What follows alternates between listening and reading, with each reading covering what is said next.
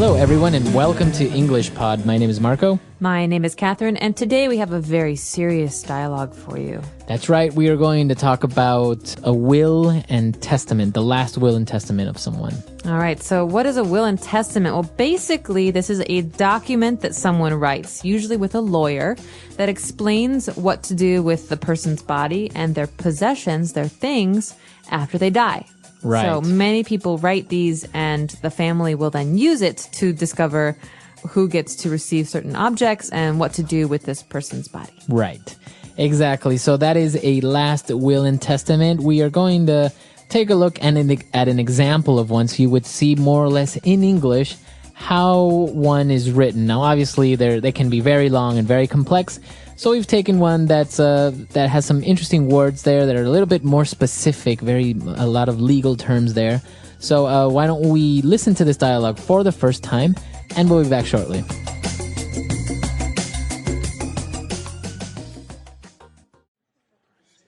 Last Will and Testament of Luke Thompson.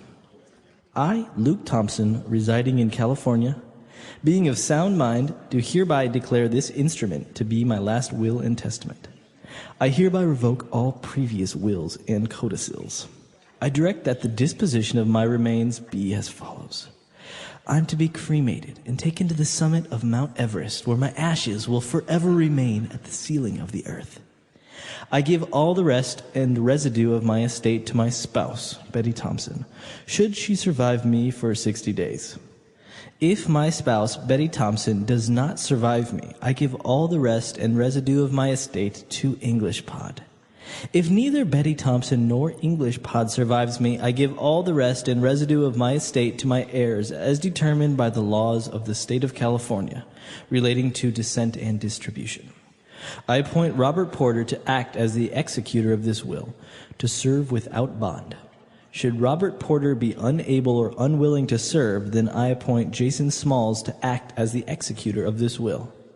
I herewith affix my signature to this will on this, the 23rd of May, 2010, in the presence of the following witnesses, who witnessed and subscribed this will at my request and in my presence.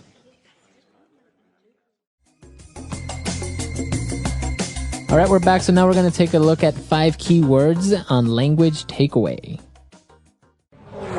Language takeaway. Okay, the first word here in language takeaway comes from the very beginning of this, monologue. We're reading the last will and testament aloud. I, Luke Thompson, residing in California, being of sound mind. Sound as an adjective. What does this mean? That's very interesting. So he says, I am in sound mind, and sound is an adjective to describe I am in a good state of mind. That's right. So it means not having any problems or logical or unaffected. Basically, I'm not crazy, right? Right. I'm not crazy. I don't have any problems. We can say this about other things, too. We can say he's of sound body. Right. That means that he is healthy. He has no problems with his body. Or I could say, Marco, that's a really good decision. It's a sound decision. So, again, that's also a way of saying good or... It will work. It will work. It's a good decision. It's feasible. Yeah. So you can use this adjective with sound body, sound mind, or a sound decision. Or sometimes some people even say, I think in Ireland, they say, oh, he's a really sound guy. Oh, so he's a good guy. He's a good guy. Very interesting. Yeah. I learned something. So sound body, sound mind, sound guy.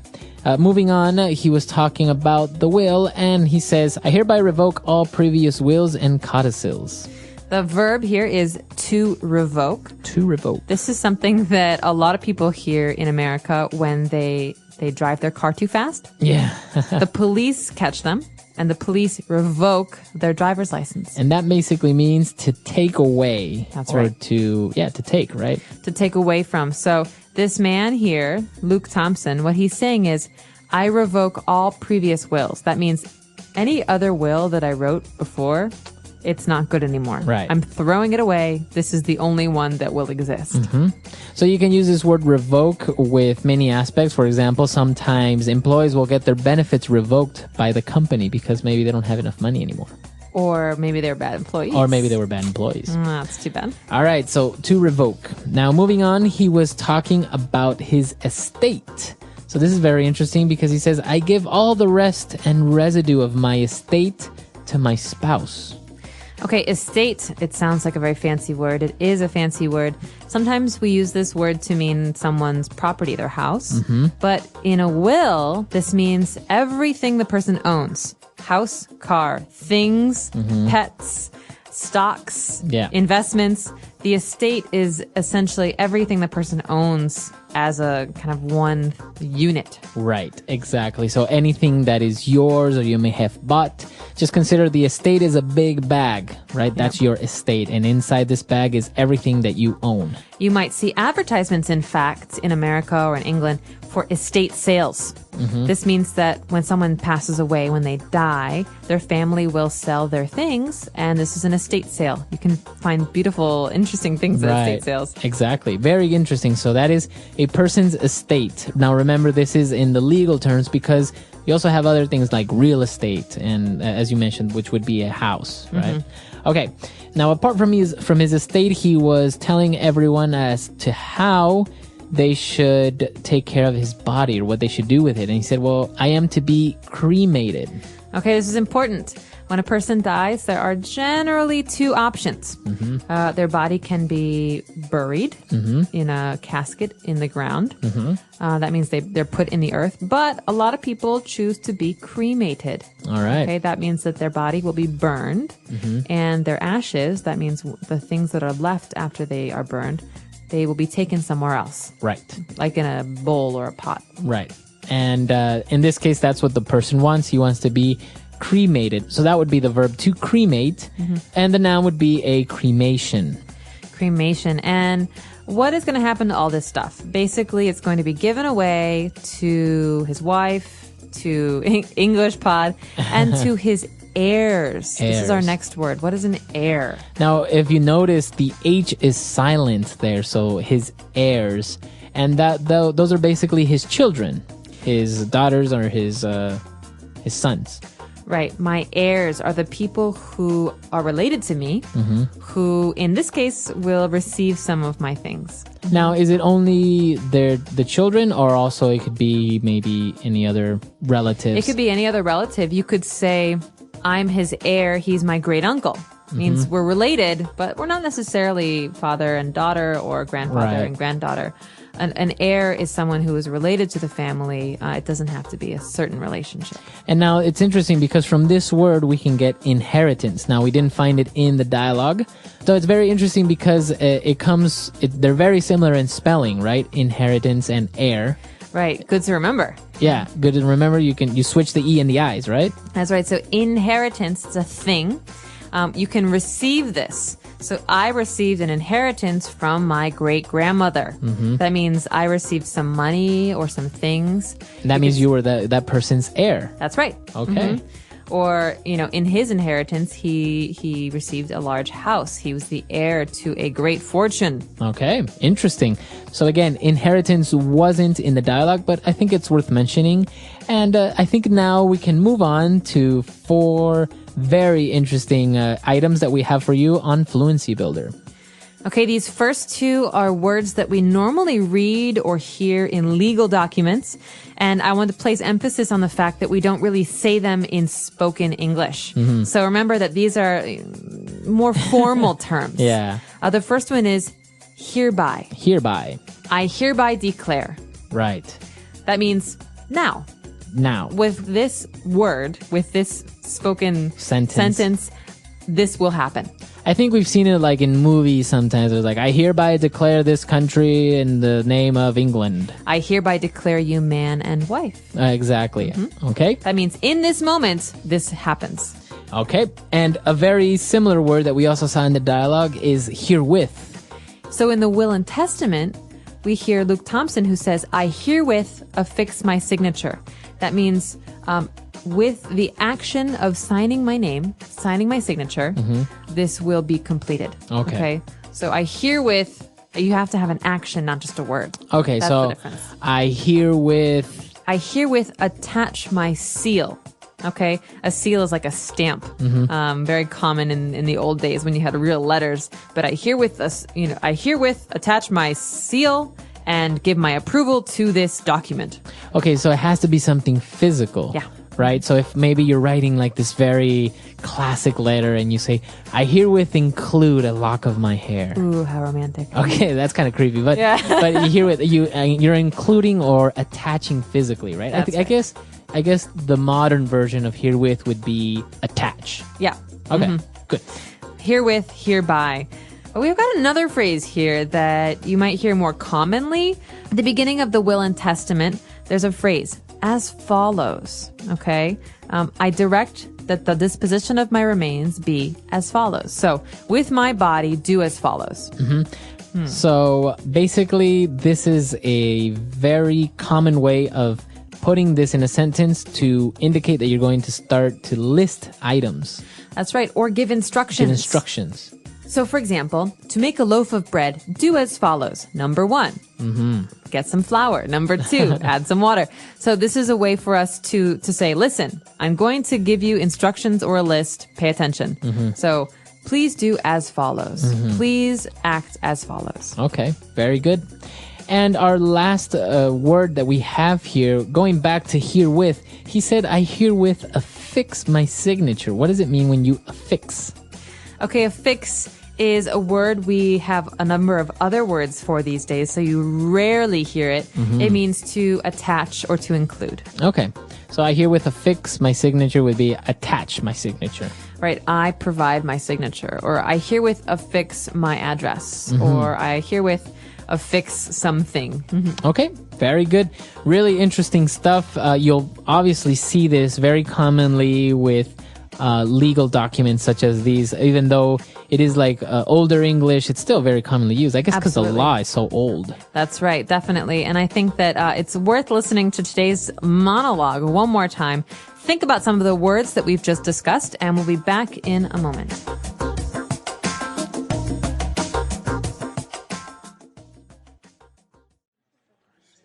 Last Will and Testament of Luke Thompson.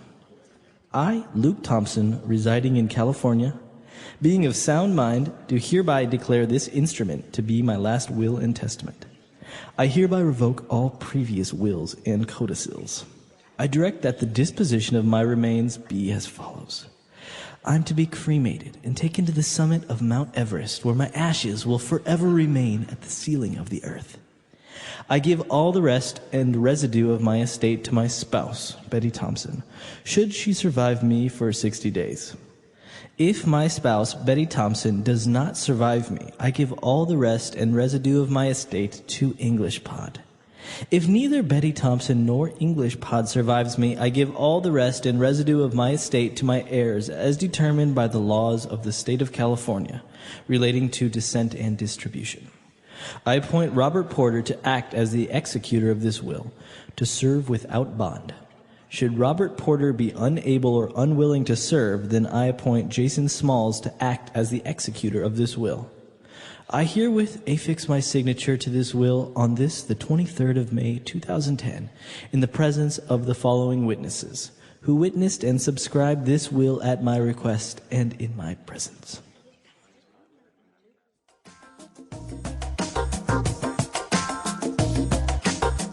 All right, we're back. So this is a very interesting topic. Now, I wonder, within the will or within the estate, do you also acquire a person's debts? Ah, that's a good question. Because I know in some countries you do, in some countries you don't.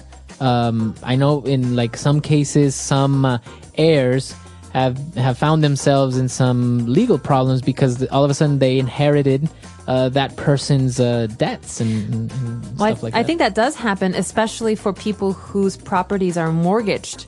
For example, if your uncle has a house and he didn't pay for it with cash, he has a mortgage, and he dies, and you inherit this house, you also inherit the mortgage. Yeah. So sometimes inheritances are not always a good thing.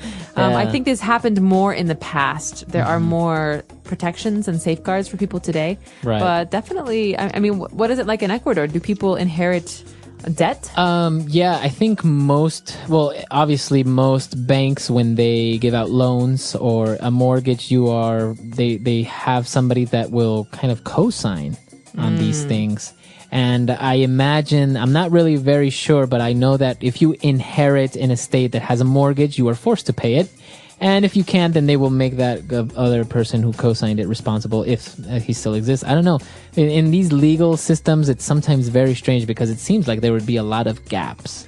That's right, and everyone wants to protect themselves. Yeah, exactly. So we've got the bank that wants to protect itself. It gives a loan. It wants the money back. Right. And a person who wants to protect himself from maybe a relative who dies and has debt. Yeah. Yeah. So I'm curious to know what our users have to say. What is the situation in your country? Do most people have a will and testament? What happens with debt? Or what happens if somebody dies and they don't have a will and testament? That's a good question, too. I don't have an answer for that one. All right, so let us know and we'll give you guys some information on that as well. EnglishPod.com. We'll see everyone there. Bye, everyone. Bye.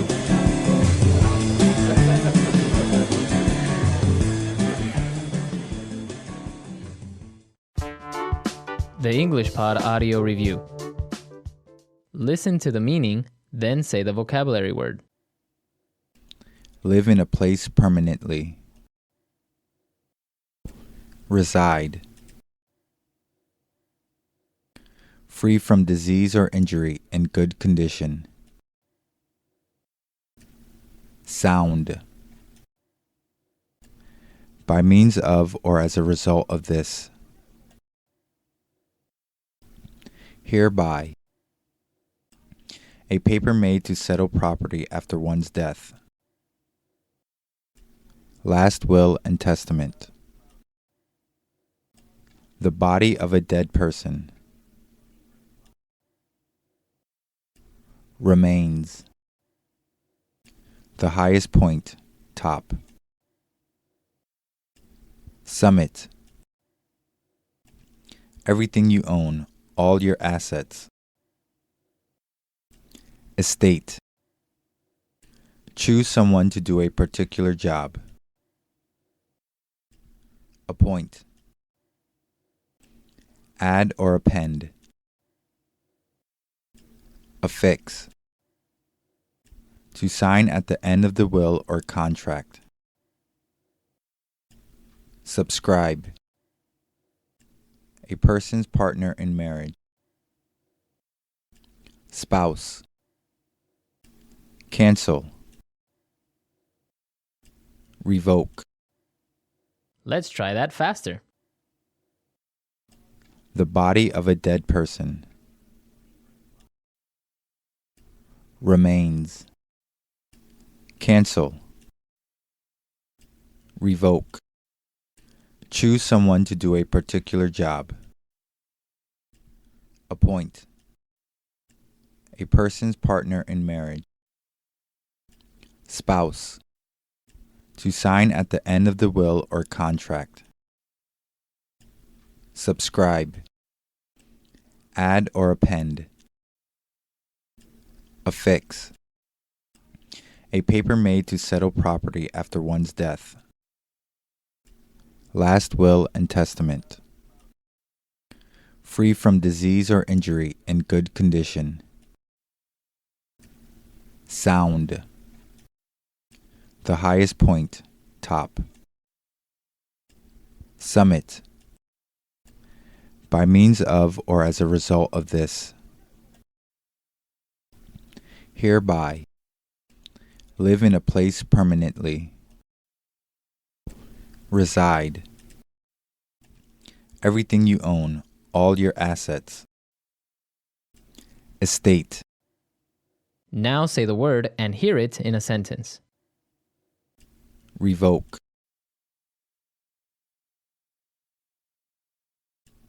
His driving license was revoked by the police. Revoke. My parents revoked my phone privileges. Revoke.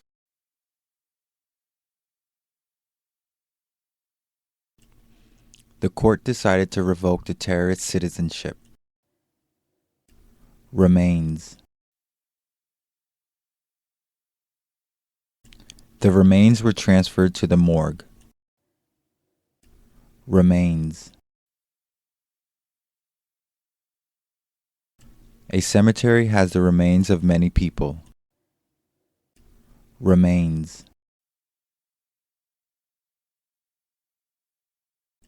The police covered the remains with a white sheet. Estate.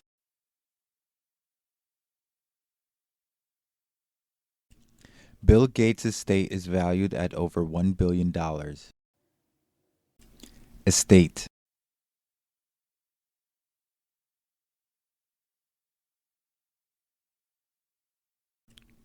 A person's estate is comprised of all assets which are held in the descendant's name alone. Estate.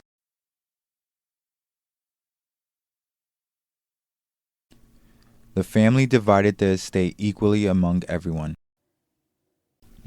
Hereby. I hereby declare you husband and wife. Hereby. I hereby resign as President of the United States.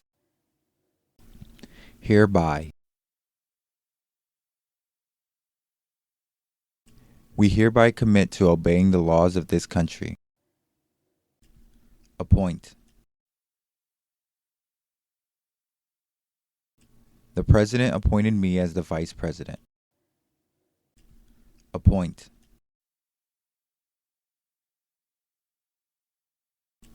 My teacher appointed me as the classroom monitor. Appoint.